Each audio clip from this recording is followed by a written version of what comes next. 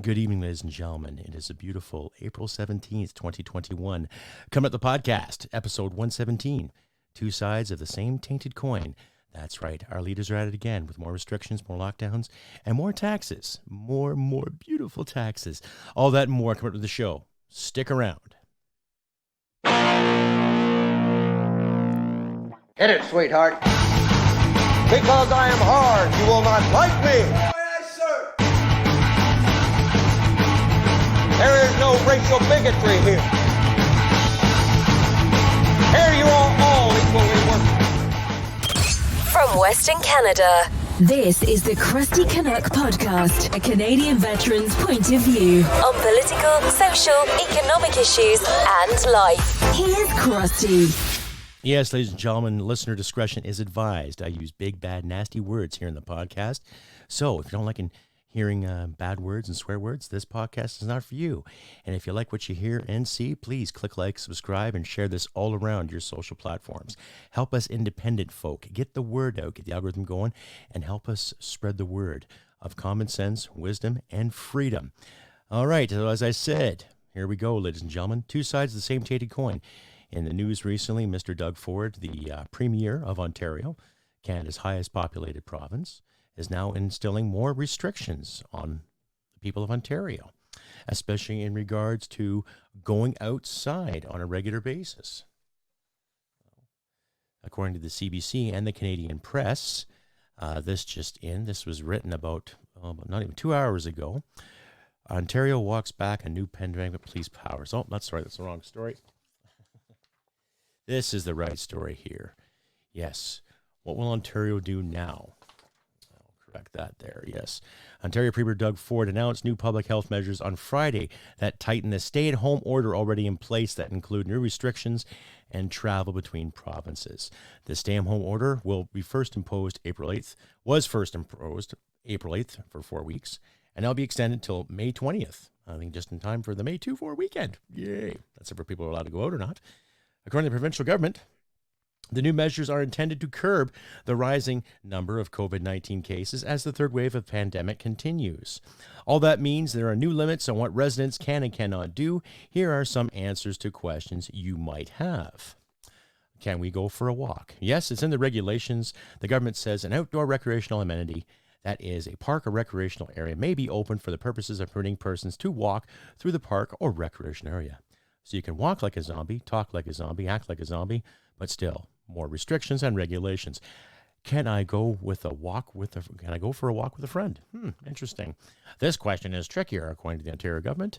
Government says in its regulations that any person who uses outdoor parks and recreational areas, off-leash dog areas, or benches in parks and recreational areas shall maintain a physical distance of at least 2 meters from any other person who is also using the amenity. We can't speak English today. Anyway, using the walkway. Other than a person who is a member of the same household, a member of another household who lives alone, or a caregiver for any reason of either household. So more or less, be careful with strangers. The government's looking out for you. Oh, can I gather with people outside my household? No, there's a big no there. Unless you live alone, and then you can gather with only one other household. The province said in a news release on Friday that it has prohibited, quote unquote prohibited, all outdoor social gatherings and organized public events except for with members of the same household or one other person from outside that household who lives alone or a caregiver for any member of the household. Can I take my dog off leash at the dog leash park? Yes, but you have to maintain a 2-meter distance for anyone who is not a member of your household and who is not a caregiver of a member of your household. Stranger danger. Yeah. Oh my goodness. Can my children play at the playground? Initially, the province said all outdoor playgrounds, play structures, and equipment were not to be used, but in a tweet on Saturday afternoon, Ford said the government will roll back restrictions on playgrounds to allow their use. Okay, kids, stranger dangers, play in the swings, whatever you want to do. Mr. Brampton Mayor, Mr. Patrick Brown, the guy who was playing hockey last year and Rebel News caught him, rules for thee and none for me kind of thing. Yeah. Thanked the province for pledging to amend its regulation on playgrounds, saying in a tweet, common sense wins today. Well, too bad common sense didn't win for you there, Buckeye. Crack, no, it's about itself. Dr. Isaac Bogach, an infectious disease specialist based at Toronto General Hospital, said Saturday that the province should be encouraging people to go outside. Bogach is also a member of Ontario's COVID-19 vaccine distribution task force. It's good for physical health. It's good for mental health, especially with all other horrible things that are going on in the middle of the third wave. Being outdoors is probably one of the best things you can do, Bogach said. It's pretty clear that the outdoors is probably the safest place you could be during this course of a pandemic. We know that the risk of transmission outdoors is not 0%, but it's getting close. It's really, really low risk. Another question is, can we play on a golf course? Big fat no. Can I play tennis at the basketball at a court? No. And you cannot use any amenities such as those platform tennis tables or table tennis or pickleball courts or tetherballs, I guess. Can I play baseball at a diamond? No. Can I enjoy a skate park or a BMX park? No. And you can't play frisbee golf either at such a location. It's like you're negotiating something for your lunch money, for God's sakes. Oh, can I have a picnic at a picnic table? No, you can't. A picnic table is considered an outdoor amenity. Oh, my God. Can I go shopping freely? In all retail settings where in-store shopping is permitted, capacity limits are 25%. These retail settings include supermarkets, grocery stores, convenience stores, indoor farmers markets, and other stores that primarily sell food, and pharmacies. All other public health and workplace safety measures for non-essential retail under the provincial emergency break will continue to apply. See, that's what gets me. So you can't play frisbee, you can't play basketball, can't play tennis because, you're breathing heavy and you're sweating. Oh, my God, you're outside enjoying yourself. But you can go to all these shop stuff like that, Costco, Walmart, farmers markets, keep some of the economy going, right? Well, oh, my God. And then there's all these other lists of what's essential, what isn't essential. Like I said in my last couple episodes, we're all essential, ladies and gentlemen. How many can gather at religious services, weddings, and funerals? Effective 12:01 a.m. Monday, only 10 people will be allowed to gather at religious services, weddings, and funerals, whether indoors or outdoors. So even outside, if you celebrate a wedding or a passing of a loved one. Oh, no, only 10 years can show up because of just that risk is just too high. Oh, yes, yes. What about people trying to enter Ontario? Beginning on Monday, Ford has said there will be checkpoints at provincial borders with Quebec and Manitoba. There will be checkpoints, yes, that's right, at the borders. So in Dryden, Ontario, get your papers. In Hawkesbury, in Perth, in Ottawa, you get your papers. Jawohl, make sure you're not going to Quebec or Manitoba. Interesting. Yeah, of course, there'll be exceptions for essential travel. We'll see. The provincial police has provided some clarity. Those not traveling for essential reasons will not be refused entry. There are exceptions for work, medical care, transportation of goods, and exercising a treaty of rights for Indigenous persons, the OPP said in a statement on Friday, so yesterday. However, on Saturday, the OPP spokesperson said it continues to work out its logistics and details. Right. Under the regulation dated Friday, April 16th, the Ontario government provided a list of reasons outlining when a person can enter Ontario from Manitoba or Quebec. The government has not yet responded to a CBC News request for information about whether people can leave Ontario and if they will face restrictions when trying to do so. Yeah, so this is what gets me, folks. More of this panic, more of this legislation, more of this, more of the good idea fairies coming around telling us again what to do, when to do it, and how to do it. Okay. I guess Doug really wants you to start eating that cheesecake, hey? Sit around, feel sorry for yourself, get fat. And then, of course, blame yourself for not complying to the so-called phantom restrictions. Stay updated and follow Crusty Canuck on Facebook, Twitter, Gab, Telegram, YouTube, and Podbean. Subscribe today and donate at crustycanuck.ca. Yes, carrying on. Two sides of the same tainted coin, ladies and gentlemen. It doesn't matter if you're a liberal, doesn't matter if you're conservative, NDP, provincial or federal. There's too much of this BS going around, even here in Alberta. Contemplations of restrictions. Jason Kenney was quoted saying we're not going to mess with religious rights. And yet, however, he stood idly by and watched the Grace Life Church get fenced up, and having about 200 police officials hanging around, making sure people don't violate their curfew or COVID restriction. Now, we're all seeing a contradiction Canada-wide here. Doesn't matter. Federal, provincial, and in some cases municipal alike. And it's getting fucking ridiculous, ladies and gentlemen. It doesn't matter. Like, regardless of how bad this pandemic is, or how We're told it is, okay? Everything is being politicized to its fucking hilt in regards to this. The speculation on how this issue is hurting these type of people and the speculation that's hurting those type of people. We know it's a respiratory infection. It's affecting people, okay? And these laws and legislations that keep being thrown down our throats, it's not just affecting a small group, it's affecting people, all people, everybody, okay? But we're also seeing favorites being pulled here and favors being pulled there and persecution of Christians.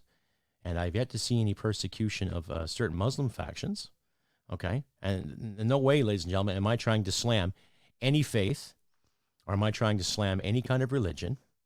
But where are the closures there, okay? We're not hearing about closures on synagogues and on mosques, okay, or other places of worship. We're hearing about one church or two churches or three churches here, okay? And I just read to you a standard that the Ontario government wants to maintain, right?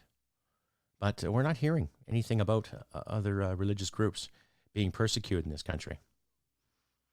And we should. We should be seeing and hearing what's going on with all people, regardless of what narrative that the media wants to spin or not, right? And whether the media wants to keep people down, right? I'm not keeping my head down. Well, I sat with my wife there today and we watched a rerun of His Royal Highness's funeral, Prince Philip's funeral. And it was sad. I admit, it was sad. It was sad because where I grew up and the information I was told, and, you know, I remember seeing the picture of the Queen in our arena when we'd stand for O Canada. I remember being in the military and honoring Her Majesty and basically everything royal because Canada's part of the Commonwealth and all that good stuff. To my American listeners out there, we still have a lot of ties with Britain on the sake of politics, our parliamentary system, how we praise Her Majesty. A lot of points I don't agree with anymore personally because I kind of grew out of it. But in the same sense, it's part of a tradition in our country. And it was a sad thing to see. You know, apparently Prince Philip did some incredible work for a lot of Commonwealth nations. I guess he had a fondness for the Canadian military because of what he witnessed in his time in the Royal Navy, how he worked with Canadian troops, all that good stuff. But that's a history lesson for another time. Needless to say, you know, you watch the Queen sitting there in that little pew in St. George's Cathedral and just kind of head down, quiet, nothing really to say. You know, she was with this guy for the better part of 73 years, and now he's gone. So you kind of feel bad just out of respect and understanding of the tradition we've had with the royal family in this country. But with saying that, we're also missing respect and tradition that we have looking after other Canadians. We also miss the respect and traditions we have when looking after our fellow citizens in the time of need. And especially with elected officials taking the reign, calling the shots when it comes to not procuring the vaccines properly and not requiring or inquiring about the logistics to back up said vaccines or the information to give to the general public when it comes to actually being safe from said issue. I.e., okay, we can still go to stores and carry on and wear masks. But no, let's panic and lock everything down. Which brings me to the next part of the story of Mr. Doug Ford, like I mentioned earlier there too. He mentioned he wanted to give the police extra powers when it comes to stopping people and checking them out and all this good stuff. You know, more or less, what are you doing? Where are you going? What's your business? Hello, you got your papers? Jawohl. Yeah, very totalitarian. Anyway, stepping back on that, this was written about an hour ago.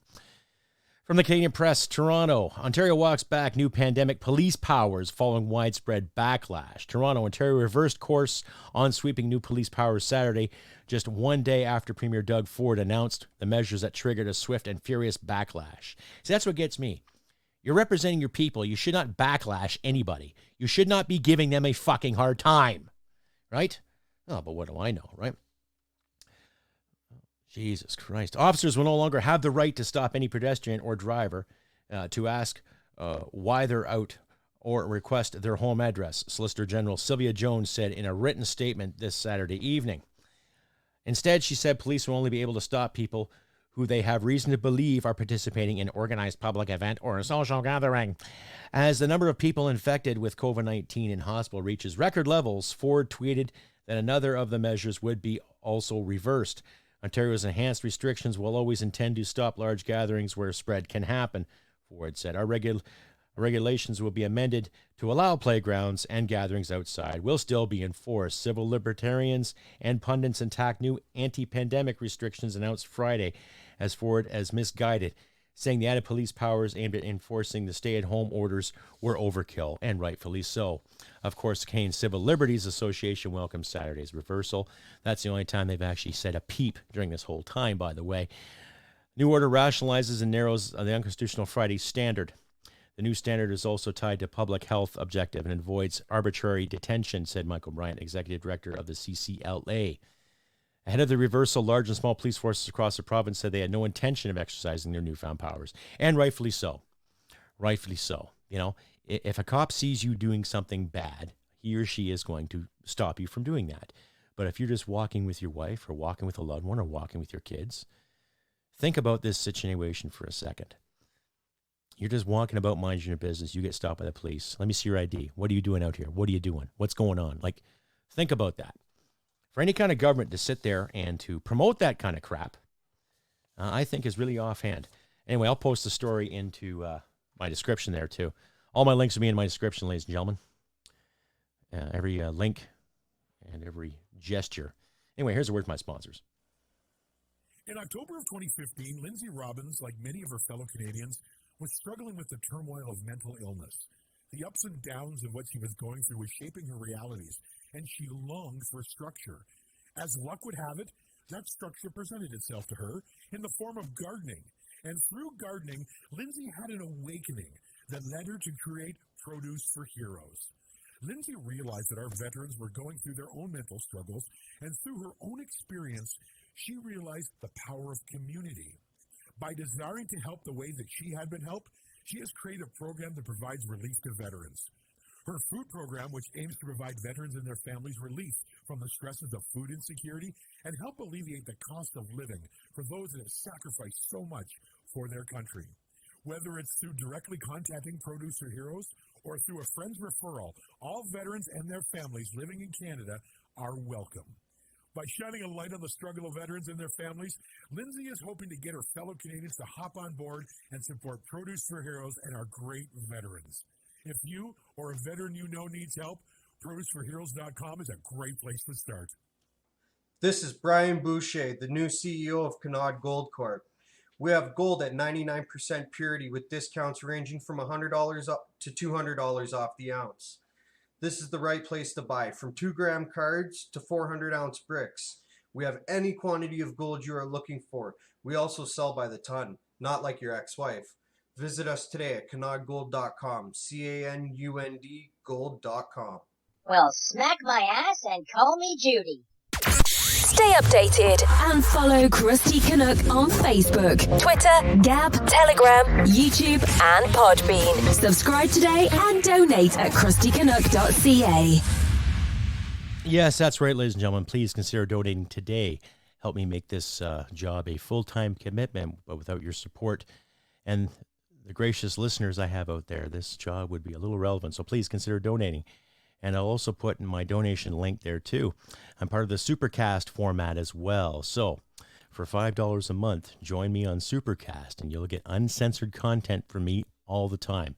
I had a talk with the owners and operators of said Supercast, and they've been more than willing to give me a hand and help me out, but I need viewers and listeners such as yourself to join the page and donate and subscribe to today.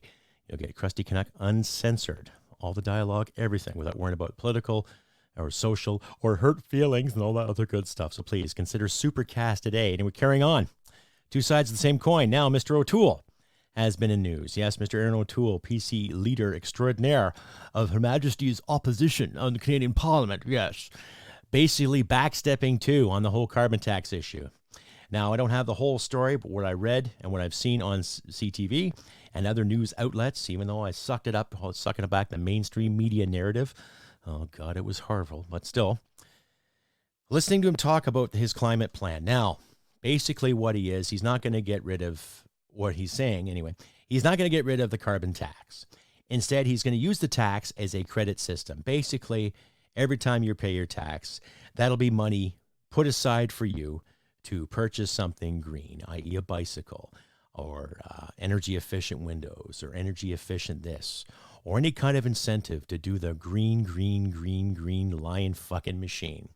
So basically, he sidestepped the whole issue. Now, a year ago, I remember him saying, and a lot of federal conservatives were saying that too, that they were going to abolish the carbon tax. Get rid of it. And really, rightfully so. Because how can you tax a country into saving the world or controlling the weather or controlling the climate or trying to fix the climate? How can you do that? And I've said this numerous times before on the podcast. What incentives have been laid out for the people like you and me? What incentives out there? Are they encouraging us to recycle? Oh, they've encouraged us to plant a couple of trees. Well, that's a piece of piss. You can go to any nursery, buy a couple evergreen trees, and then plant them. Voila, carbon footprint annihilated. Are they encouraging any kind of growth, i.e., let's say hemp, for example? We all know that hemp is a good thing because not only can you make one or two products out of hemp, you can make a few products out of hemp. One, it can provide you food, protein. Hemp hearts are excellent for you. Doesn't matter if you're vegan, doesn't matter if you're a carnivore. Hemp hearts provide excellent fucking protein for your diet. In every aspect of it. You can put it in bread, you can put it in pastries, you can put it in your salads, you can put it in your soups, in your stews, everything. Gives you an extra kick of protein. And it's natural, good plant protein that's good for the human body. 2, you can also make fuel from hemp, right? It can help with biodiesel. 3, you can make bricks out of hemp, right? Clothing, right? So there's 4 things you can make out of one crop that could do a wonderful thing for you. Is there any incentive in that, though? Are they going to make hemp farms with all the carbon tax they earn, all the revenue they make, right? Anytime you say a levy or they're going to charge you extra money for turning on the lights or heating your home, because this winter has proven enough, ladies and gentlemen, especially out here in Alberta, okay, what winter has done to the Canadian taxpayer, right? I look at my home heating bill there last month and I'm like, holy shit. I would say there's about a 30% increase alone. Just what we used last month, let alone the whole winter, right? Gearing up for the carbon tax, right? Another 5 cents to the pumps because of Justin, okay? Another 5 cents because of this, another 6 cents because of that, or 7.5 cents, or whatever fucking math model they keep throwing down our throats, which is more taxes. I'm a little annoyed, too, that Mr. O'Toole, who bragged himself to be Mr. Veteran, who bragged himself to be one for the people, is just going to carry on with the whole Trudeau mandate and the mantra of the 2030 deadline, right? So, no, he didn't move the goalposts. He just made the goal even smaller, right? So instead of abolishing the tax and coming up with a better solution that we, the taxpayers, can actually try to promote, i.e., self-sufficiency. I'm having trouble speaking English tonight. What's wrong? Too much tax. Anyhow, there's schematics on you can buy and you can find where you can build kits to build your own hydroelectric, i.e. wind power, solar power, to generate heat and hydro for your own home. Now, it may cost a lot to get started, but it pays for itself in the long run. Where's the incentive for Canadians to do that? Right? Where's the incentive for Canadians, let's say, to try their own biodiesel or invest in kits or conversion kits to help people transition rather than, well, okay, you pay the tax to us and we'll save it for you, quote unquote. Gee, does that sound shady? I don't know, you tell me. Stay updated and follow Crusty Canuck on Facebook, Twitter, Gab, Telegram, YouTube, and Podbean. Subscribe today and donate at crustycanuck.ca. Anyway, carrying on, ladies and gentlemen, with the 2 sides of the same tainted coin, or 2 sides of the tainted coin. Doesn't matter if you're green or blue, or orange, or green, or pink, or purple, or fuchsia. It doesn't matter. They're all vying for power. Now, it's obvious that a federal election is in the works. Doesn't matter if it's going to happen in June or September. Okay, all these propositions and proposals, it's like both sides are flailing. Oh, I can do this better, or we can do this better, or we can keep this, but let's call it a different name. Instead of a tax, let's call it a levy. Instead of a tax, let's call it a savings account. Instead of a tax, let's call it building back better. Ironic how it comes back to that now, doesn't it? Eh? Okay, as a member of the Veterans Coalition Party, and a possible candidate to run in my area, I don't buy that build back better for one fucking second. What I buy, though, is let Canadians build it together. And let Canadians build it their own way. Right? Let Canadians build it to what they want. Okay? Let's stop worrying about the pandemic and start worrying about the future. Okay? We can still go to stores and shop and trade and commerce. Sure, wear your mask, do some subtle social distancing, but in the same sense, let people be. There's a simple idea. There's some common sense. Oh, no, we can't have that because we have to incorporate more fear. And it doesn't matter if you're liberal, it doesn't matter if you're conservative or NDP or green. It's all about saving the trees and keeping your mouth shut, right? Is that the logic we have to live with now? I love trees. I love the rivers. I love the mountains. I scuba dive. I like hikes. I like camping. You know, I like going outside. I like doing things. But now, according to Ontario standard, you can't do that. Now, I haven't seen anything being passed yet by the Alberta legislation, but in the same sense, maybe it's creeping, maybe it's coming. We don't know. But it's getting to a point where people are getting backed into corners, ladies and gentlemen. I mean, really getting backed into corners, and for what? For what purpose? Right? Because now, every time you want to hear or you want an answer from our leaders, and it doesn't matter if it's in your riding provincially or in your riding federally, or if it's provincial leaders or federal leaders like, this is what you get from them. I'm sorry, I can't hear you. I have an infection in my ear. Yeah, kind of that pompous little response. Oh, right? That whole giddish, pompous little fucking douchebag responses. The kind of responses that Monty Python used to make fun of all the time. You know, upper class twit of the year. Yeah. It seems like every time we turn around, there's always something in the way of this, right? Which brings me to point two about this anti-lockdown caucus. And good for them, rightfully so. Rightfully so for these politicians speaking out against some of these lockdowns who know that the terms and everything else being unfair, everything from Randy Hillier to Mr. Bamber in Ontario to Derek Sloan to some MLAs out here in Alberta. It's quite the extensive list, and I'll leave a link in the description for you guys to follow too. I'm going to try to get one of them on my podcast there sometime in the next couple of weeks if I can, just to get some better ideas across the table, you know, kind of like the Hands Across the Water tune by Paul McCartney, right? Understanding things. But needless to say, ladies and gentlemen, people are starting to see the light, and more people are getting out in the public to start fighting for the light, right? Which reminds me, too, thank you once again to everybody who listened to or who took part in the Thursday Fastball I had with Mr. Pastor Artur Pawlowski, survivor of communism, Polish immigrant, pastor, humanitarian, the man who went out and fed people and was penalized by the Calgary authorities, and not just by the police services, but by City Hall. Well, interesting how City Hall and councillors and wardsmen alike are trying to penalize a guy from showing some humane effort and tactics, some human kindness, and they turn around and penalize him for it. I had a great talk with Artur there, some great history lessons, and overall good conversation. So if you haven't seen it yet, it's on my live stream feed. Thursday Fastball with Artur Pawlowski. Great guy. And I highly recommend you check out his websites and everything too. Just a down-to-earth Christian. I'm not saying I'm a believer. I'm not a religious person, ladies and gentlemen, but I would love to sit and have a coffee with him and just talk more in person about life, mysteries, how we can be better to each other, all that good stuff. And this guy lives it. He does it every day. He's got a lot of volunteers that help him out, and he helps the people. And just an all-around good character. So thank you once again to everyone who's tuned into that show. A great time doing it. And please stay tuned to this Sunday, 24 hours from now, or 20-odd hours, yes, sorry. For the Sunday Fastball, I host with Adam Daniel Mazet.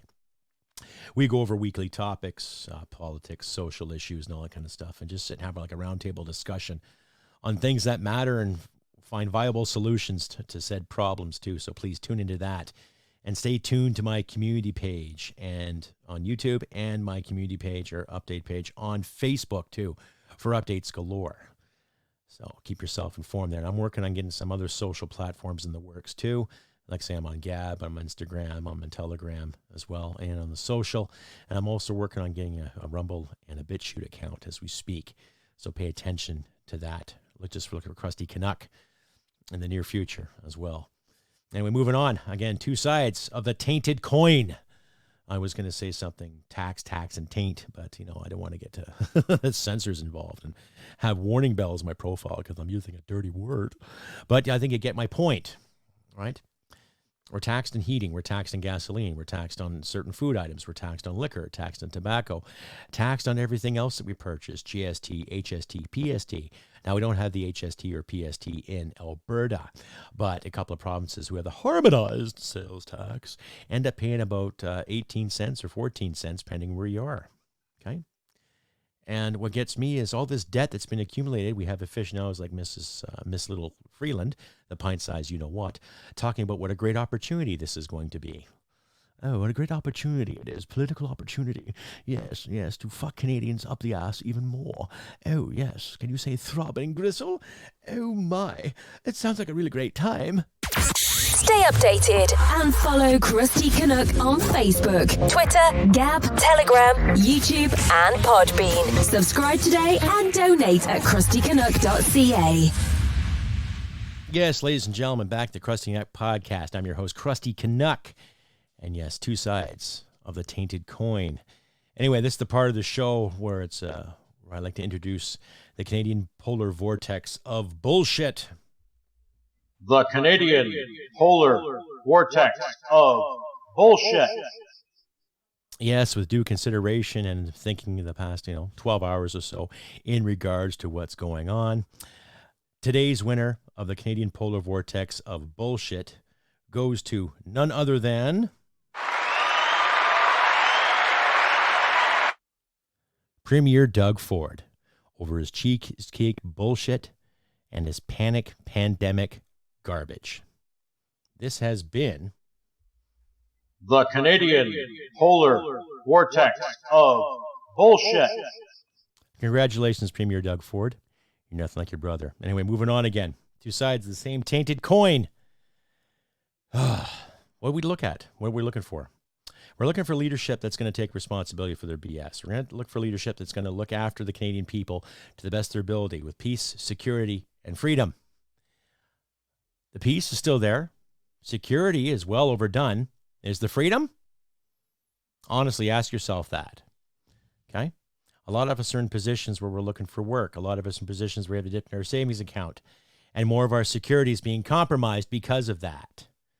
But then if we go outside and don't wear a mask, or if we don't do this, then we have rules and regulations that are put in place based on fear, meaning people can call in and rat on you, or they can tell on you if you're in a group bigger than 10 people. Is that fair? So all the Carls and Karens out there with their panties in a bunch can sit there and rat you out, rat on your neighbors, give you a hard time. Is that a good thing? Is that freedom? Is that security? Is that promoting peace? Right? Spencer Fernando wrote a great article about that too, and I'll leave that in the link in the description too, basically about how inept and how out of touch a lot of these leaders really, really are, especially when it comes on the global level, right? And how out of touch they are with us socially too, right? We see their faces on television all the time, hear them on the radio, see them in the newsprint, see them online, in the media, saying this is good because, this is great because, right? Do they have restrictions too? Right? They want to lock down the provinces. They're contemplating stopping people moving from province to province, yet there's still a lot of international flights come in, especially flights that come from other countries that have known to have higher infection rates. But no. If we stop this plane, oh, it's racist. Oh, if we stop this entry, oh, it's bigoted. It's xenophobic. And then you question these clowns. Of course, it's always xenophobic if you question them, or it's misogynistic, or it's terrible. It's just bad taste if you question your politicians. Oh my goodness, don't do it. Well, fuck that. Do it. Okay? Like I've said before numerous times, ladies and gentlemen, call your MPs, call your MLAs, call your MPPs. Let them know how you feel.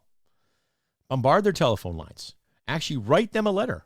In fact, maybe type a letter out and give it duplicates. Email after email, letter after letter. Bombard them. Let them know you're pissed.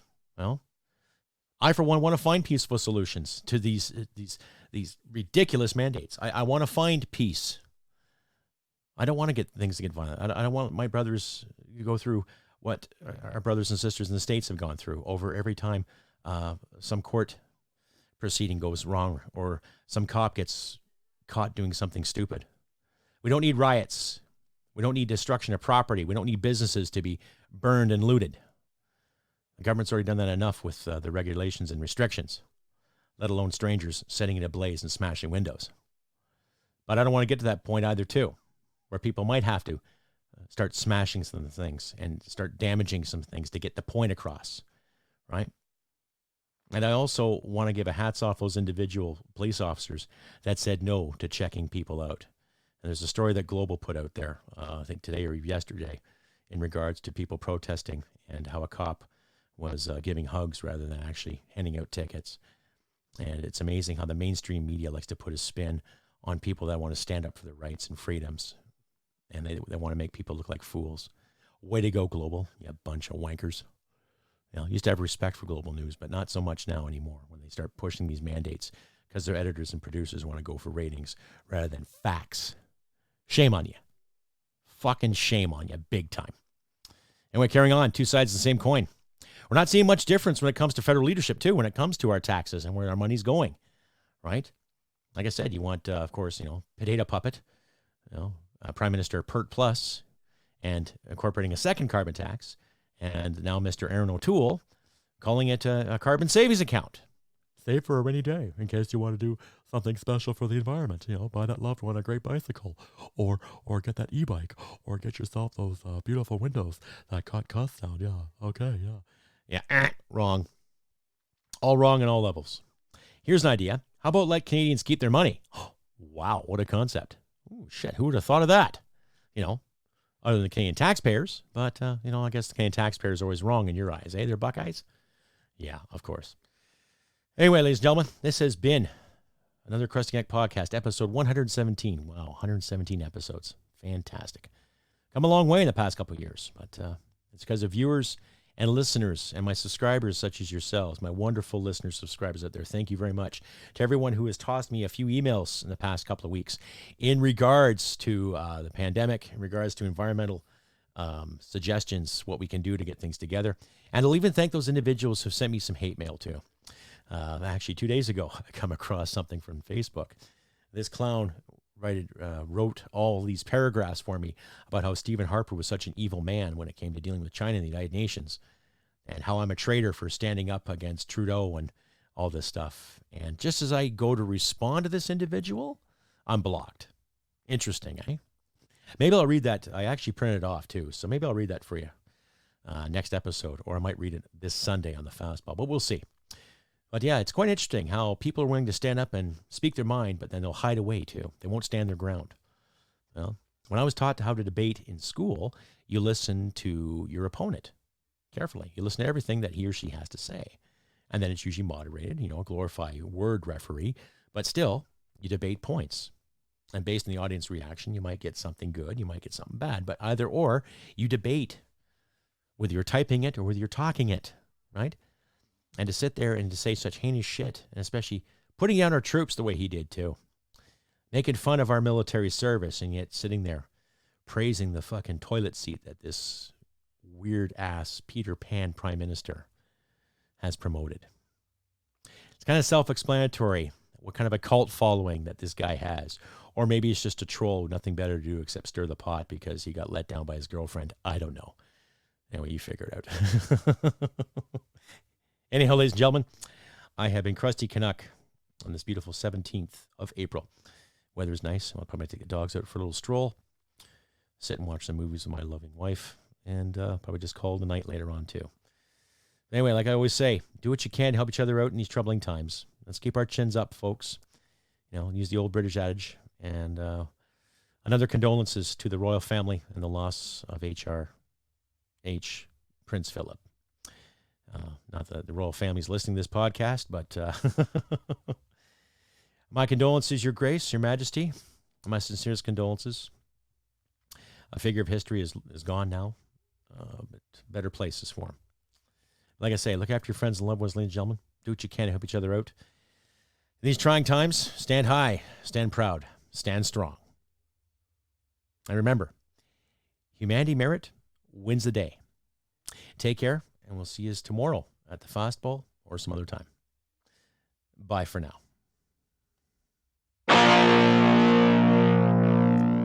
Hit it, sweetheart.